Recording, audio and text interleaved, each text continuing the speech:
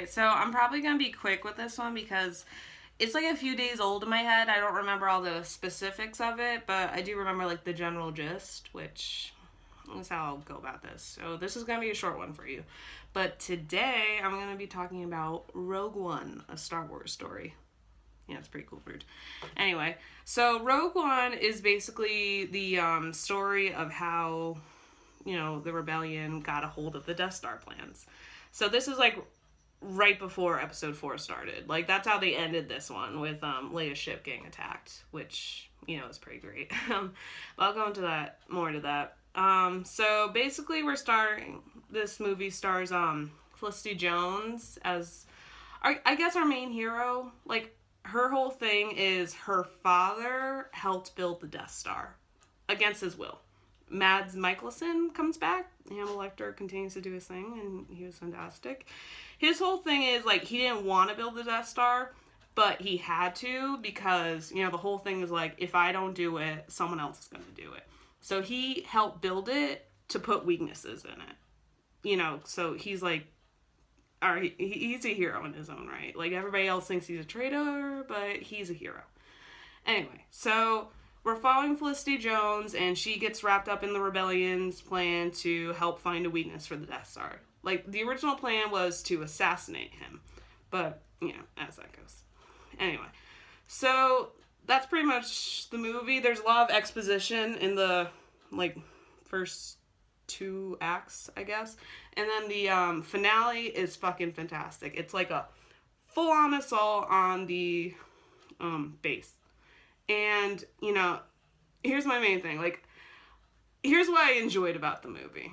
Like, I really loved the side characters. Like, Alan Tudyk plays an Imperial droid who got turned, like, his circuits got rewired. So he's, like, this, like, sarcastic droid who just kind of is like, this isn't right. Do you want to know the percentage is that she'll shoot you if you give her a gun? Like, I enjoyed that.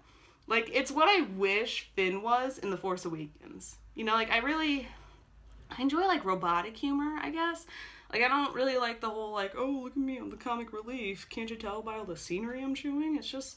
It's too much to me, and it feels messy, and it feels forced. I'm just not one for it. So this was like a breath of fresh air.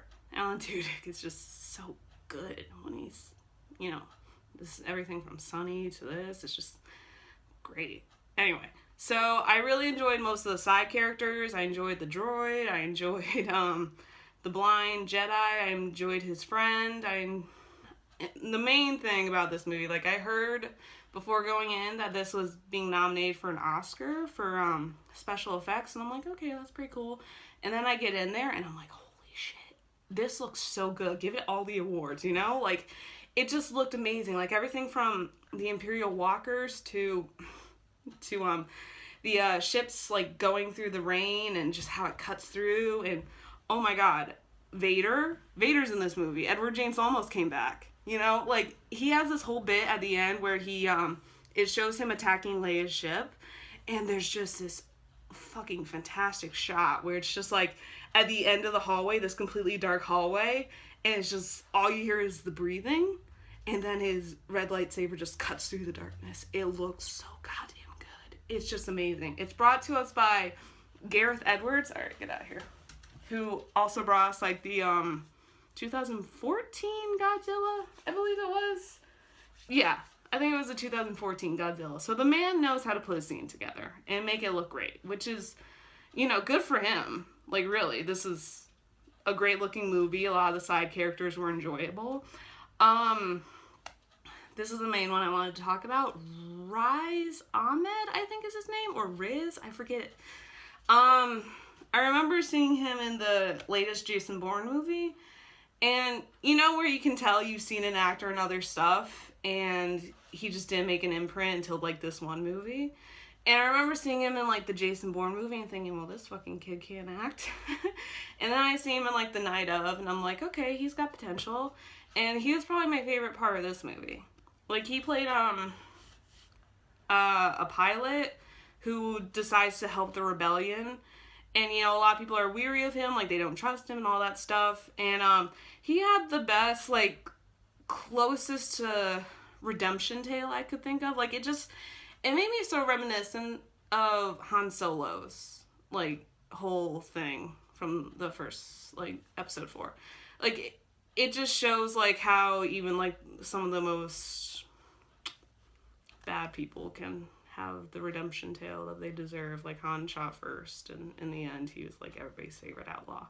That's the true meaning of redemption. So good for him. He definitely got my admiration for that one. But here's, like, the main thing. Like, I remember leaving and mentioning this, and now everybody thinks I hate the movie, which I really don't. It's just, I didn't like the two main leads. Like, Felicity Jones and, Diego something, I forget his name, I'll put it here. I don't know. I just did not like them. I didn't think they did that great of a job. Like, I'm not as familiar with Felicity Jones as I would like to be. Like, I remember seeing her in The Theory of Everything and thinking, like, you know, she's a good actress, good for her. And then I hear, like, she's gonna be in the next Star Wars movie, and I'm like, okay, she should do a good job. And then I get in there, and I'm just like, what the fuck? Why'd they replace her with a plank of wood? Like, I can't even really be mad about it because, like, I really just think, like, her and the director just kind of miscalculated what this character needed to be. Like, she was a hardened, like, I guess, outlaw. Like, they only show her in, I guess, a police holding cell for all of 2 seconds, and then she doesn't really talk about anything else. She just kind of listens to exposition and just has this blank look on her face for most of the movie and can cry in cue. That is just, it didn't suck me in. She didn't have the soul, I guess I would like. Like, Rey from The Force Awakens, you can tell she was damaged, and when, you know, she was quiet, you can tell she was guarded. Like, it wasn't just like she doesn't want to talk or she can't act for this scene. It's just like she needs to be guarded. Like, it was obvious. For this one, I just felt like it was an actress just sitting in a seat not saying anything because she didn't have any lines. Like, I've mentioned that what I consider good acting is when you don't see the actor, you see the character. I didn't see her character. I also didn't see the guy's character. I forget his fucking character's name. Like, that's how forgettable he was. I think it was, like, Cassian or something. I don't know. They were planks of wood.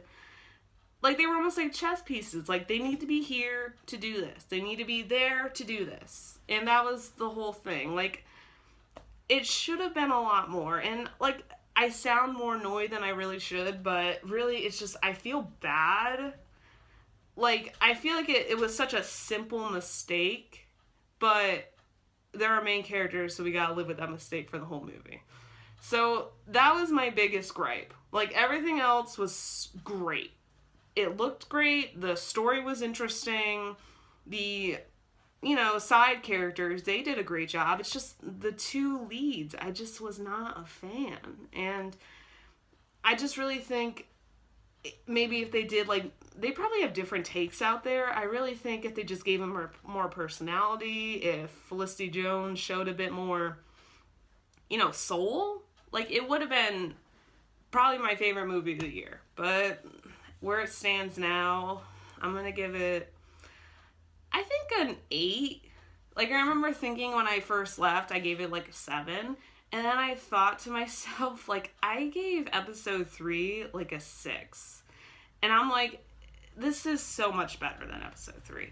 Give it credit where credit is due. This is one of the best Star Wars movies I've seen since, like, the original trilogy. Which, you know, isn't saying a whole lot, but it is saying a lot.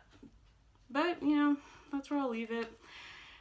Rogue One, if you're a big Star Wars fan, you're gonna fucking love it. If you enjoy good movies, you're definitely gonna enjoy this one. I just am kind of a hard ass, I guess. I don't know.